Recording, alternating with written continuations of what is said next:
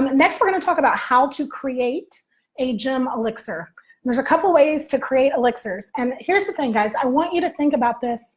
The methods I'm going to tell you, these are either starting points for you to leap off into creating this big elaborate ceremony and elixir, or they're fallback methods for when you don't have time. You know you need that elixir, that rose quartz elixir or that amethyst elixir, but you don't have the time to go through the big elaborate ceremony to do it. And you want something that's sustainable and that you can take with you and keep using, okay?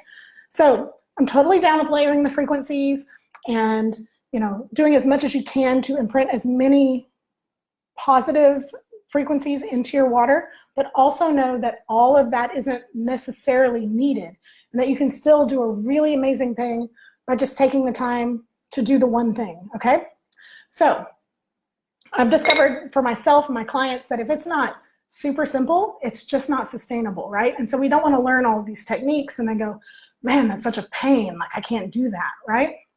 So option one, direct method, very, very simple. You simply put the crystal in water, okay? And then you can take this a step further and set it out in the sun. If you're gonna put it outside, you wanna cover it with something. I like to use wax paper, but that's the easiest method, the direct method. You just put it in there.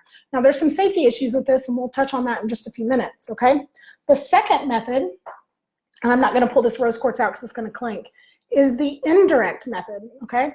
And the indirect method, I hope y'all can see that there, is where you create the crystal grid around your vessel of water, okay? It's still imprinting the vibrational frequency into the water, okay? You can also use a secondary jar inside of the primary jar if you have little stones, right? If you don't want them to get lost, or if you have critters or kids that might come and pilfer through your crystal collection, right?